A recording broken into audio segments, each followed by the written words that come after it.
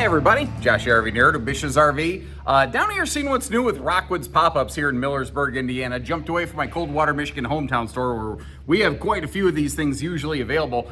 And they are trying to reinvent themselves in terms of pop-ups. They're doing things like this has now factory standard air conditioning, and it actually has both propane and electric heating, which is interesting. The bigger vent fan up in a ceiling, and what's weird is even though it's a small box, pop-ups actually have like almost a 7-foot interior clearance. So if you're looking for more headroom, these are surprisingly one of the better ways to go. Now this is one of their smallest pop-ups that they make, not technically the smallest, but what shocked me was how they still found the opportunity to outfit this with a water heater. Most of the time, little pop-ups like this, they just don't have the space. And like I said, Rockwood kind of went back to the drawing board and made that happen. But for a small RV, they gave it a surprisingly spacious and functional kind of wraparound dining lounge sort of arrangement with a removable pseudo lagoon kind of table where it's sort of there if you want it and gone if you don't. It's just enough if you need to play like a couple hands of go fish with the kids to get through a rainy day or an evening. You could do that. It's just enough to put a couple bowls of cereal out for them or something like that if you don't want to go out and use the picnic table. It could almost double as a little bit of backup countertop space if need be as well. And if what you're looking for is to still enjoy that camping experience, you want to be able to hear the outdoors and see the outdoors, nothing beats a pop-up, because first of all, it's not a hard side RV, so you can definitely hear the outdoors. If you're a light sleeper, this may not be the right fit for you, but you can literally have up to 360 degrees of outside viewing while inside the RV, and there is nothing else that can match that. And even though I don't think this is my first more recent Rockwood pop-up video, even though we're looking at a Flagstaff model, Rockwood and Flagstaff are the same thing, this was the first one that I walked into. And I saw this cool front wraparound lounge with that kind of pseudo lagoon sort of table, and I went, ooh. Because normally in a little camper like this, you either have a sofa or a dinette, and this sort of gives us the benefits and best of both worlds. Now if you look down here, it's at a weird location, but you actually do have coax hookups for like a TV setup if you want. I don't think that's the best location for that wiring. We'll see if we could maybe spot a better location later. I just noticed that as I'm recording this.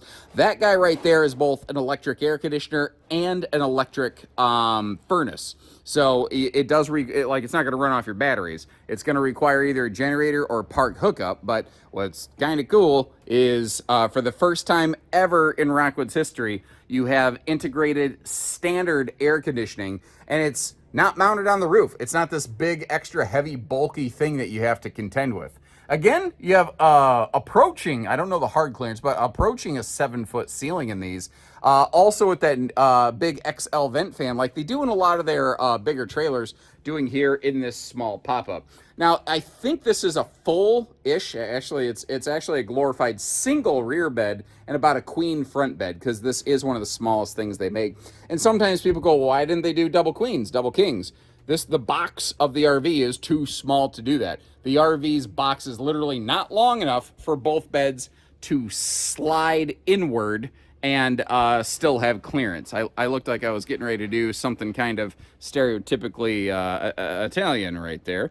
Now, if we look down below here, this is where we have our propane furnace. So you have both electric and propane heating, and that's a charge controller. One of the few options that is available on these is a small little battery tending solar package. But if you think about it, what's going to run on 12 volt in this would be a small amount of lights. You've got that ceiling vent fan up here, and then you've got like the furnace fan and circuit board. That furnace is really about the only thing in this RV that will significantly draw down those batteries. Other than that, the small solar package is probably going to keep you going just fine. Over here, we've got a small little set of household and USB plugs, but at a really smart location. I think that this would have been, I think, a better location for that coax hookup, because if you wanted a TV, you could have set it here, like across from your dining seating instead of directly on top of it.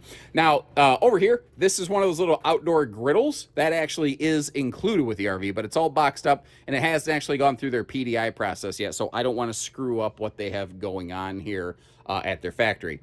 Now, You see how that bed end is closed and that one's open? A bunch of them have been open. All they do is just zip down and then you just zip them back up closed. Technically speaking, you've got the same thing going here, but this is actually simulating a tinted window with that plastic covering. But if you just want to open it for maximum breeze and airflow, you can do that too. Obviously, if it's a rainy day, you're not going to want to do that.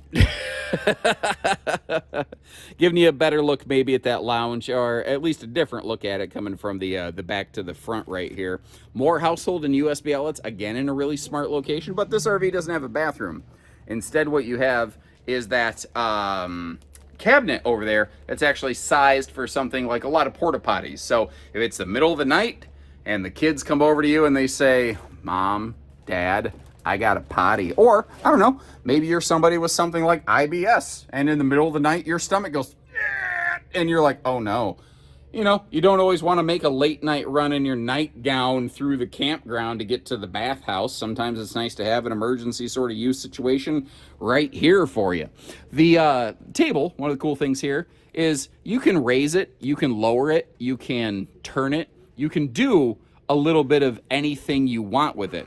Or you could totally take it out of there. So if you just want all of the wraparound seating space, you can absolutely accomplish that too. And once again, if what you're looking for is maximum views of your campsite or just the wilderness where you decided to go this weekend, nothing does it better than a pop-up, short of walking around anyway. And really, one of the best parts about pop-ups is they're a lower price tag and they're much lighter weight. Also, they are very easy to move around. Like this RV was actually in the other room. It wasn't plugged in. I personally, one-handed, just pushed and drug it in here because it's lightweight enough that as long as you're on like flat paved ground or even just flat dirt, one person can usually lug these things around. Once you get to your site, you probably don't want to be doing that. And you want to put some wheel chocks on so she doesn't go rolling all over the place, which, by the way, this is an RV pro tip for you.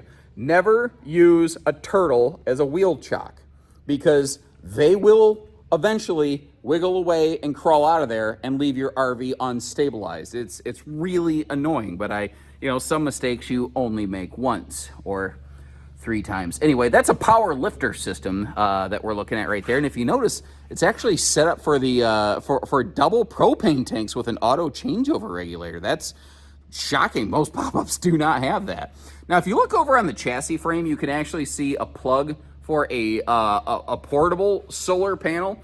But as we saw in our earlier floor plan in a flash, if I give you just a little peek over that roof line, there's actually a small optional solar package that you can get factory equipped right on one of these. And since you no longer have to worry about fighting roof space with a giant air conditioner, since the air conditioner is now built into the body of the RV, you actually have more room up there if you want to do a little more aggressive custom DIY solar package. Or some of their pop-ups have like roof cargo racks if you want to bring kayaks or bikes or something. They just give you more options and opportunities.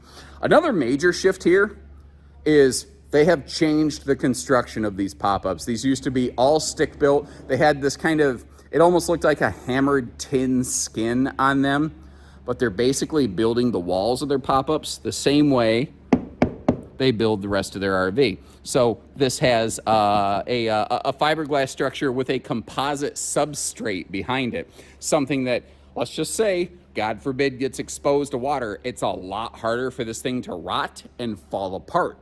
And that's a major, major change in the industry. Like, pop-ups have almost never been built like that. Not, it kind of has happened in the past, but it's a first for this brand at least. Little gas grill quick connect right there. Now, the gas is pointing sideways, but it is coming out the backside. So are we going to call that a propane cooker hooker, or does that qualify for nerdism number 37? Is that a propanus? I'm almost leaning to the second of the two, as it were. Working our way around the backside here. Again, one of the things that really pleasantly surprised me was the fact that this RV does include a water heater, which usually an 8-foot box pop-up just doesn't have the room to do. And I know that pop-ups aren't the most popular thing, and they definitely aren't the kind of thing that it's not a video that's gonna get the most views. I don't make my videos to try to generate the most views on YouTube. I make these videos to try to help folks learn about something before they potentially spend a lot of money on it. And I try to have a little bit of something for everybody. So if you appreciate the effort, not always just the big stuff, not always just the small stuff, a little combination of everything, hit that subscribe button at least and let us know that we're doing a good job. And let me know what you think about what they're doing here. And until next time, take care, stay safe, have fun, and happy camping, everyone.